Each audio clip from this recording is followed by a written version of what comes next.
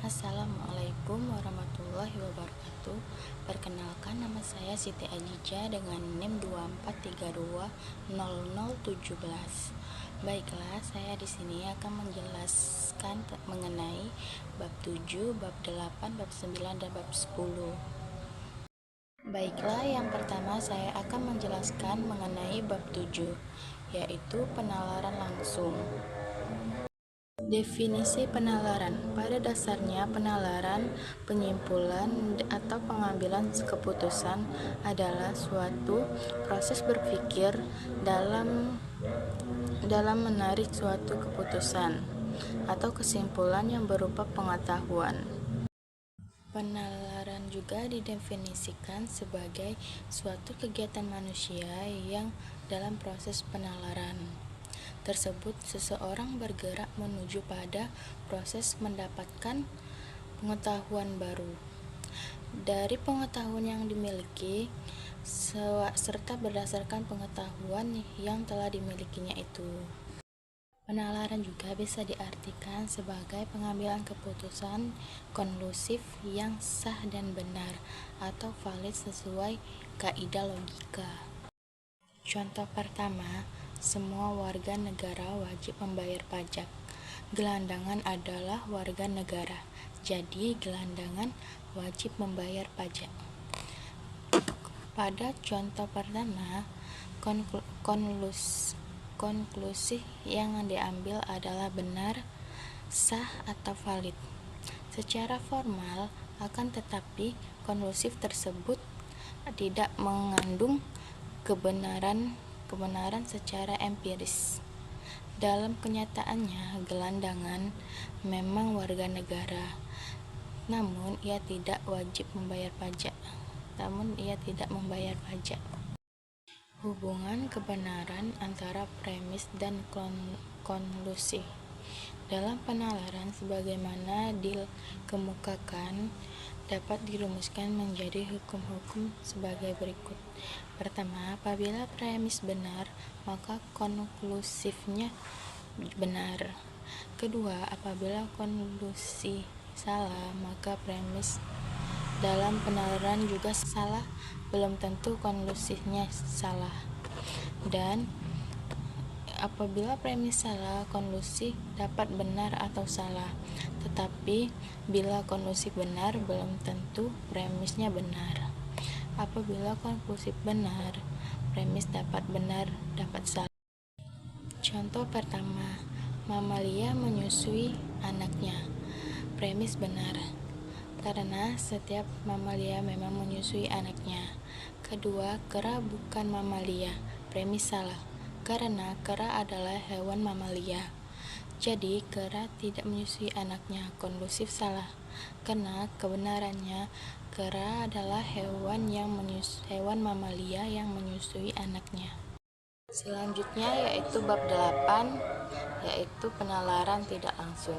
Penalaran tidak langsung menunjukkan bagaimana pikiran bergerak dari proposisi asal yang menjadi titik tolak pemikiran, atau disebut premis mayor. Kesimpulan melalui perantara kedua premis minor.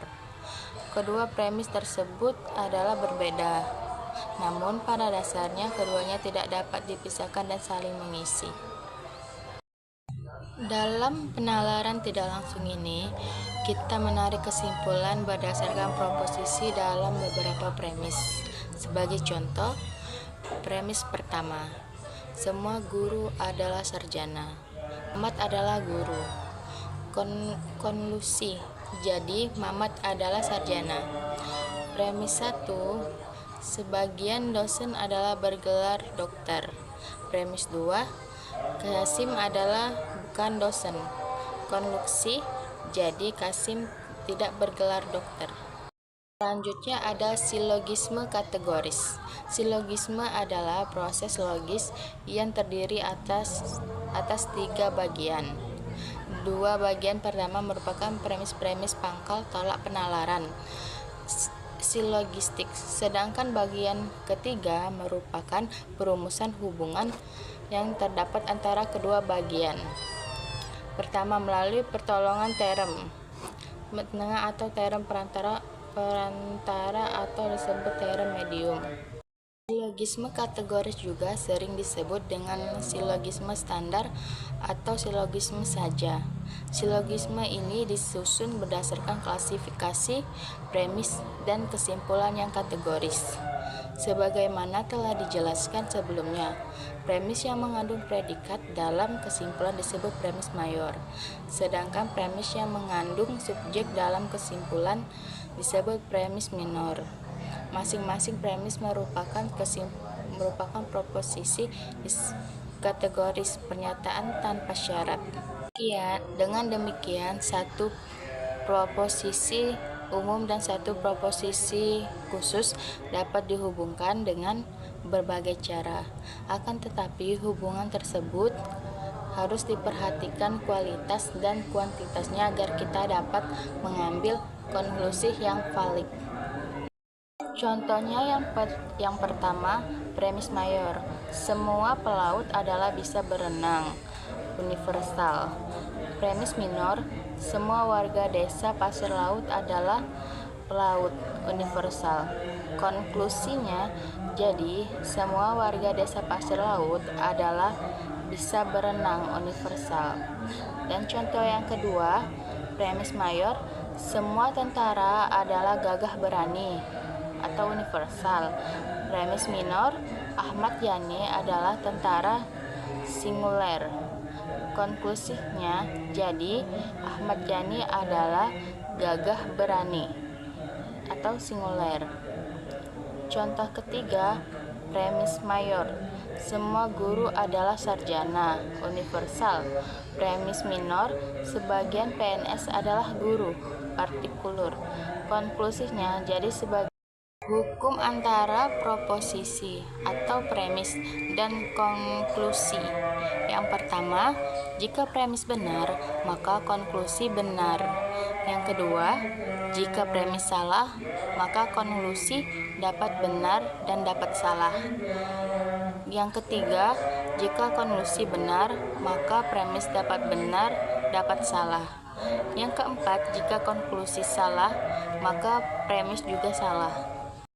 Selanjutnya ada antimema, berbeda dengan silogisme standar yang harus memiliki dua premis. Antimema justru hanya memiliki satu premis. Hal ini disebabkan tanpa premis kedua, makna konklusi sudah dapat diketahui banyak orang. Bentuk penalaran antimema mudah dijumpai dalam komunikasi sehari-hari.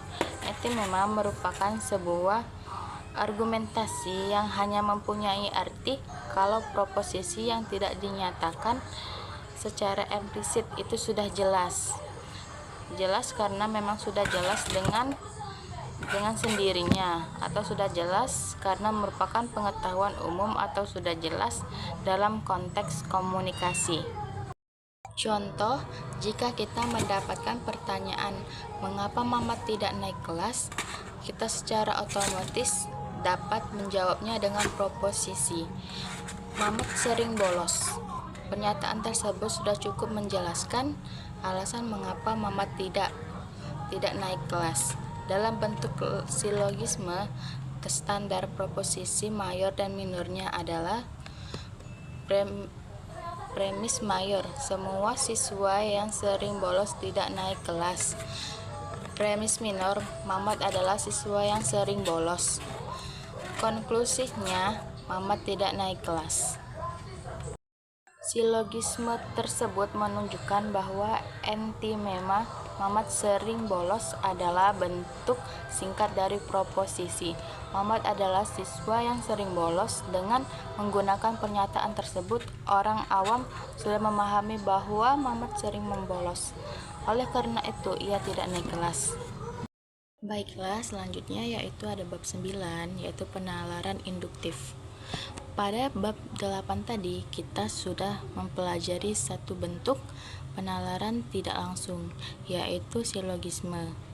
Kemudian, pada bab 9 ini, kita akan mempelajari bentuk lain penalaran tidak langsung, yaitu induksi atau disebut juga penalaran induktif.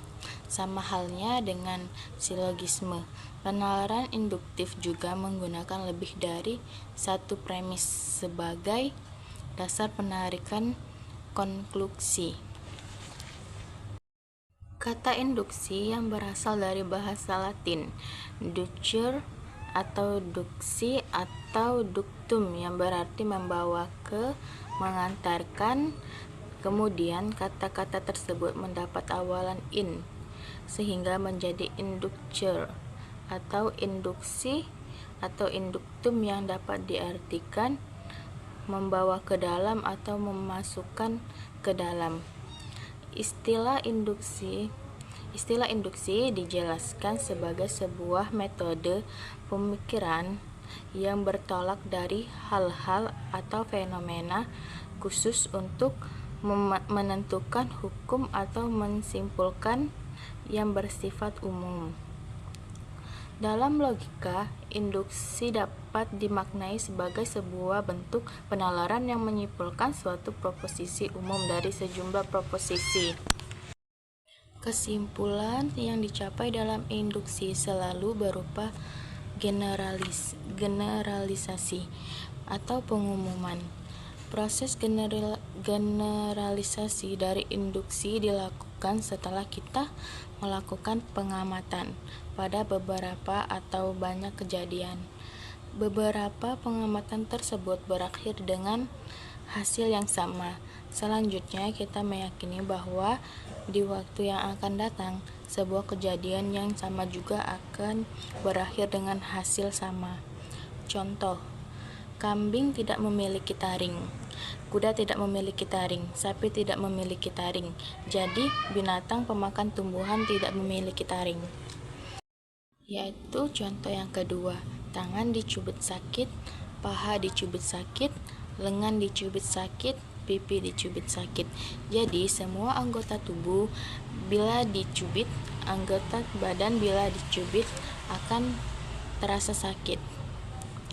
Dalam induksi, premis yang menjadi dasar penarikan konklusi berjumlah lebih dari satu, bahkan bisa lebih dari dua. Ini berbeda dengan penalaran deduktif atau silogisme yang sudah kita pelajari sebelumnya. Premis-premis tersebut disusun berdasarkan fakta empiris yang dapat dicocokkan atau diuji kebenarannya melalui hasil tangkapan panca indera. Kambing, kuda, dan sapi memang secara nyata tidak memiliki taring, dan berarti begitu pula dengan contoh yang kedua. Memang faktanya tangan, paha, lengan, dan pipi akan terasa sakit ketika dicubit. Penalaran jenis ini sebenarnya terkait erat dengan penalaran deduksi atau silogisme. Jika kita perhatikan, logika berpikir dalam rangkaian premis tersebut dapat dibalik menjadi bentuk silogisme. Begitu pula dengan contoh yang kedua, memang faktanya tangan, paha, lengan, dan pipi akan terasa sakit ketika dicubit. Penalaran jenis ini sebenarnya berkaitan erat dengan penalaran deduksi atau silogisme. Jika kita perhatikan, logika berpikir dalam rangkaian premis tersebut dapat dibalik menjadi bentuk silogisme. Contohnya premis mayor, semua binatang pemakan rumput tidak memiliki taring. Premis minornya, sapi adalah binatang pemakan rumput. Dan konklusinya, sapi tidak memiliki taring. Contoh tersebut menunjukkan bahwa penalaran deduktif dan induktif memiliki hubungan yang erat. Dalam proses mencari pengetahuan baru, sebenarnya kita tidak dapat mengandalkan satu metode penalaran saja, atau deduksi atau deduktif saja, namun keduanya adalah saling melengkapi. C. Generalisasi induktif. Contoh yang disajikan di awal bab ini adalah contoh generalisasi induktif. Penalaran induktif bertujuan membuat sebuah generalisasi. Pada dasarnya, generalisasi induktif adalah proses penalaran yang bertujuan bertolak dari fenomena individual menuju kesimpulan umum. Hasil generalisasi dari induksi berbentuk sebuah proposisi universal. Contohnya, jika ada udara, manusia akan hidup. Jika ada udara, hewan akan hidup. Jika ada udara, tumbuhan akan hidup. Jadi, jika ada udara, makhluk hidup akan hidup. Dan contoh kedua, di daerah A pagi tadi cuacanya mendung. Lalu selanjutnya contoh yang kedua, di daerah A pagi tadi cuacanya mendung. Lalu siang hari hujan turun.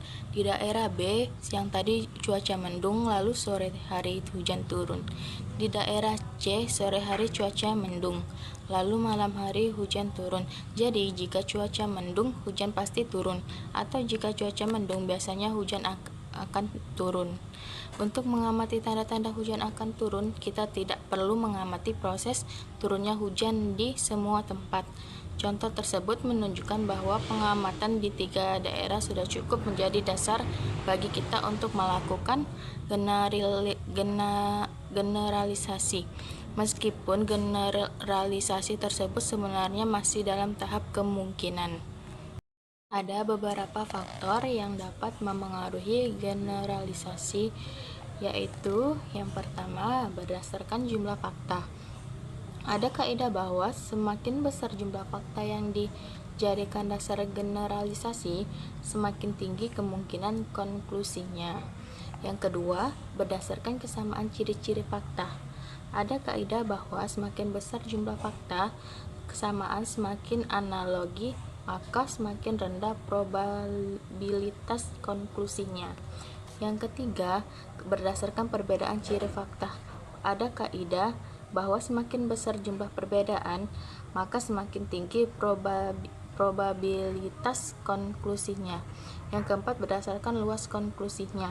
Ada kaidah bahwa semakin luas konklusinya, maka semakin rendah probabilitasnya. Ada juga beberapa syarat generalisasi induktif. Yang pertama, generalisasi harus tidak terbatas secara numerik. Generalisasi tidak boleh terikat pada jumlah tertentu.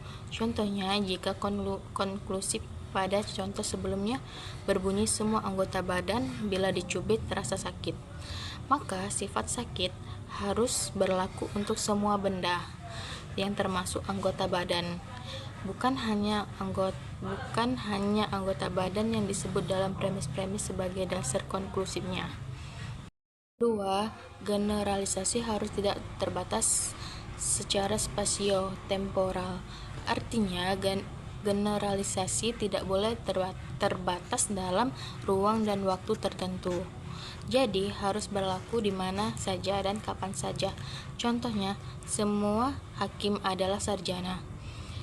Semua hakim adalah sarjana. Proposisi tersebut berlaku untuk semua hakim di mana saja, sehingga semua orang yang menjabat sebagai hakim di mana saja harus sarjana. Yang ketiga, generalisasi harus dapat dijadikan dasar pengandaian. Yang dimaksud dengan dasar pengandaian di sini adalah dasar dan yang disebut contrary to facts conditional atau unfully filled conditional. Contoh faktanya, Yanti, Dewi, dan Disa bukan anak SD. Generalisasinya, semua yang berseragam merah putih adalah siswa SD. Dan pengandaiannya, andaikan Yanti, Dewi, dan Disa berseragam merah putih, maka Yanti, Dewi, dan Disa itu pasti siswa SD. Selanjutnya bagian D, analogi induktif. Analogi induktif adalah proses membandingkan dua hal yang memiliki kesamaan, atau analogi ini dapat didefinisikan sebagai cara penarikan konklusi dengan membandingkan beberapa hal yang mempunyai sifat yang sama. Contohnya, Nina adalah lulusan akademik kuliner. Nina dapat memasak dengan baik. dan Ali adalah lulusan akademik kuliner. Oleh sebab itu, Ali dapat memasak dengan baik. Karena Nina dan Ali sama-sama lulusan akademik kuliner, maka keduanya dianggap memiliki karakter yang sama. Contoh yang kedua, contoh analogi dalam bentuk paragraf. Untuk menjadi seorang pemain bola yang profesional, dibutuhkan latihan yang rajin dan ulet. Begitu juga dengan seorang dokter. Untuk dapat menjadi dokter yang profesional, dibutuhkan proses belajar atau penelitian yang rajin dan ulet. Oleh karena itu, untuk menjadi seorang pemain bola maupun seorang dokter diperlukan latihan atau pembelajaran. Analogi dilakukan dengan cara menyamakan beberapa hal yang sebenarnya berlainan. Ini dilakukan dengan menggunakan prinsip bahwa karena A mirip analog dengan B dan C, maka apa yang berlaku untuk B dan C berlaku juga untuk A. Selanjutnya ada bagian E, hubungan sebab akibat. Hubungan sebab akibat atau hubungan kausal merupakan proses menyatakan hubungan dua hal yang berupa sebab sampai kepada kesimpulan yang merupakan akibat atau sebaliknya.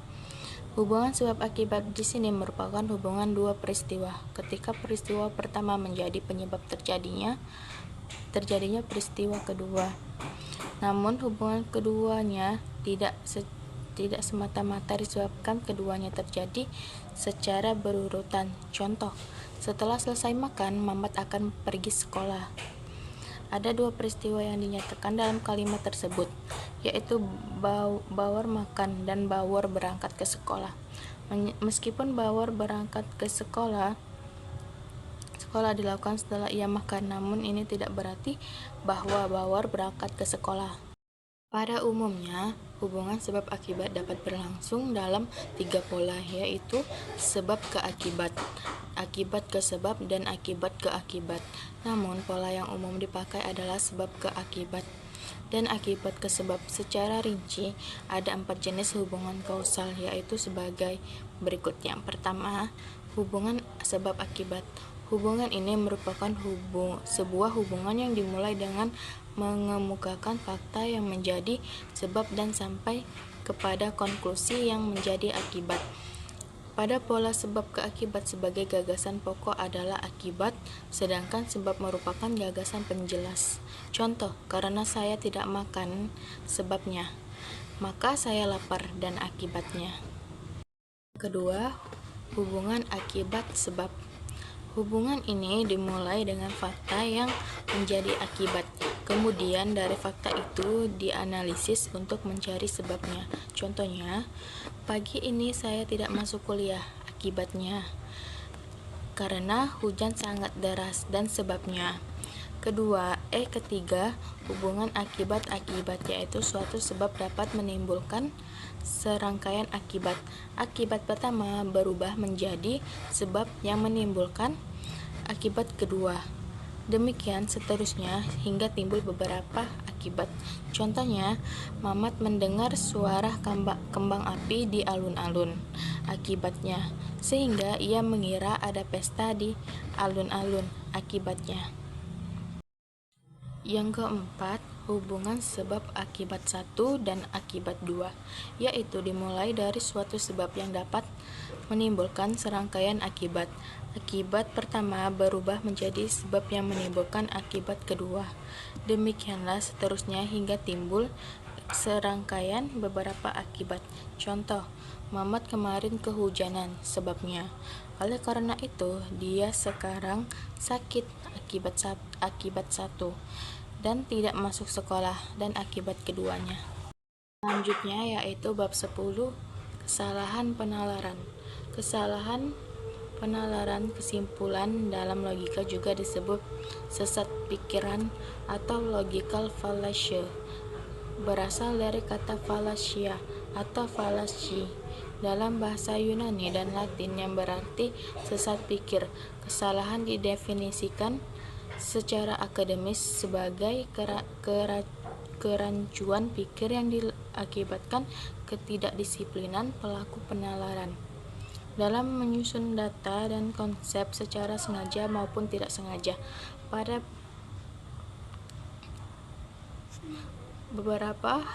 beberapa hal yang dapat menjadi pemicu kesalahan berpikir, dan pada bab 2 kita mempelajari tentang asas-asas pemikiran. Pada bab ini kita akan mempelajari beberapa bentuk kesalahan penalaran dalam logika. Ada beberapa alasan mengapa kita perlu memahami bentuk-bentuk kesalahan penalaran. Yang pertama, dengan memahami bentuk penalaran yang salah, kita akan dapat berargumentasi dengan lebih baik dan tajam, kritis dan sesuai dengan logika. Dengan kata lain, argumentasi kita adalah argumen yang logis dan dapat diterima dengan akal sehat. Yang kedua, karena kita dapat berpikir secara logis, maka kita tidak mudah berkecoh dengan argumentasi yang belum tentu benar. Alhasil, kita tidak menjadi korban argumentasi yang mengecoh, mengelabui, dan menjauhkan kita dari kebenaran. Yang ketiga, kemampuan berpikir kritis memudahkan kita membuka fakta di balik argumentasi lawan bicara yang seringkali memiliki motif tersembunyi yang secara sekilas tampak benar. Yang kedua, kesalahan karena kedua teorem penengah tidak menjangkuk. Yang ketiga, kesalahan karena proses tidak benar. Dan yang keempat, kesalahan karena dua premis negatif. Dan yang kelima, kesalahan karena mengakui akibat. Dan yang keenam, kesalahan karena menolak sebab. Dan yang ketujuh, kesalahan karena bentuk disjungtif. Dan yang terakhir, ke-8, kesalahan karena terjadi inkonsistensi. Selanjutnya adalah kesalahan relevansi. Kesalahan ini disebut juga kesalahan material, yaitu kesalahan penalaran yang disebabkan pernyataan melanggar asas-asas umum logika. Kesalahan ini terjadi karena argumentasi yang diberikan tidak tertuju kepada persoalan yang sesungguhnya. Dasar argumentasi justru mengarah pada kondisi pribadi dan karakteristik personal seseorang atau lawan bicara. Akan tetapi, alasan tersebut sebenarnya tidak relevan sebagai dasar kebenaran atau kekeliruan isi argumennya. Ada banyak bentuk kesalahan penalaran pada kategori ini. Yang pertama, penalaran kontradiktif, yaitu sebuah kesalahan penalaran yang terjadi ketika premis yang menjadi titik tolak penarikan konklusif mengandung kontradiksi, sehingga premis tersebut menjadi tidak konsisten. Contoh, seorang mahasiswa menyatakan bahwa untuk dapat sukses kita harus mandiri dan berusaha semaksimal mungkin untuk mendapatkan nilai tinggi. Namun suatu hari pada saat ujian, ia berusaha meminta contekan kepada temannya. Ia mengatakan namanya juga usaha. Di sini jelas bahwa pernyataan si mahasiswa tersebut adalah tidak konsisten ketika ia meminta contekan pada temannya. Di sini jelas bahwa pernyataan si mahasiswa tersebut adalah tidak konsisten ketika ia meminta contekan kepada temannya. Ini menunjukkan bahwa ia sebenarnya tidak mandiri dan mengganggu temannya. Yang kedua, penalaran berulang-ulang, yaitu kesalahan yang diakibatkan penalaran yang berputar-putar sehingga penalaran tersebut sebenarnya tidak terbukti apa-apa. Yang ketiga, penalaran kompleks dan berbelit-belit, yaitu kesalahan yang disebabkan pertanyaan yang berbelit-belit. Kesalahan jenis ini biasanya berbentuk sebuah pertanyaan. Kesalahan ini dapat juga muncul ketika seseorang mengajukan pertanyaan yang menjebak, karena jawaban apapun akan menimbulkan pengertian tunggal. Selanjutnya yang keempat, penalaran tanpa memahami persoalan. yaitu kesalahan karena mendasarkan kesimpulan pada ketidaktahuan. Penalaran ini dianggap salah karena ketidaktahuan kita akan kebenaran sesuatu, yaitu kegagalan kita membuktikan kebenaran sesuatu. Tidak berarti bahwa yang ingin kita buktikan adalah salah. Yang kelima, penalaran tidak relevan atau penalaran melompat, yaitu kesalahan yang dapat terjadi karena ketidakhubungan logis antara premis dan konklusi. Yang keenam, penalaran karikatural, yaitu penalaran yang melebih-lebihkan. Selanjutnya yaitu yang ketujuh, menarik konsekuensi berlebihan. Penalaran ini mengasumsikan bahwa jika sebuah situasi terjadi, maka situasi yang lain. Yang terakhir ada kesalahan bahasa. Kesalahan penalaran dapat disebabkan penggunaan bahasa. Kesalahan ini dapat terjadi karena salah memahami makna kata, dapat juga karena salah memilih kata yang tepat sesuai dengan konteks kalimatnya, atau kesalahan diksi. Ada beberapa bentuk kesalahan penalaran yang disebabkan penggunaan bahasa, diantaranya. Yang pertama, kesalahan penggunaan kata yang bersifat emosional, prasangka, dan kata yang tidak objektif. Ini adalah bentuk kesalahan karena menggunakan kata-kata yang mengandung prasangka atau emosi. Yang kedua, ada penggunaan teorem metaforis. Teorem metaforis adalah kata atau sekelompok kata yang digunakan bukan dalam arti yang sebenarnya. Dalam kesalahan ini terdapat unsur persamaan dan sekaligus perbedaan antara kedua arti tersebut. Tetapi bila dalam suatu penalaran arti kiasan disamakan dengan arti sebenarnya, maka terjadilah kesalahan metaforis. Contoh, seorang ayah adalah nahkoda keluarga. Tetanggaku kemarin baru saja membeli bebek baru. Harganya cukup murah, cuma 11 juta rupiah saja. Orang yang besar mulut biasanya tidak disenangi teman-temannya. Yang ketiga, penggunaan ungkapan bermakna ganda. Kesalahan ini adalah kesalahan berpikir karena menggunakan sebuah kata atau ungkapan yang memiliki makna atau arti yang lebih dari satu. Yang keempat, penggunaan kalimat bermakna ganda, yaitu kesalahan penalaran karena menggunakan susunan kalimat argumentatif yang dapat menimbulkan beragam penafsiran. Terus yang kelima, kesalahan karena komposisi atau kesalahan semua alih-alih, yaitu kekeliruan berpikir karena menetapkan sifat yang ada pada satu bagian saja, tapi digunakan untuk menjelaskan sifat keseluruhannya. Yang keenam, kesalahan pembagian atau beberapa alih-alih, yaitu kesalahan penalaran yang disebabkan sebuah anggapan bahwa jika sebuah sifat dapat dijumpai pada keseluruhannya, maka sifat tersebut pasti juga dimiliki setiap bagiannya. Baiklah, sekian penjelasan dari saya mengenai bab 7, bab 8, dan bab 9 dan bab 10. Apabila selama penjelasan saya ada kata yang kurang, saya mohon maaf dan saya akhiri. Wabillahi taufiq wal hidayah. Wassalamualaikum warahmatullahi wabarakatuh.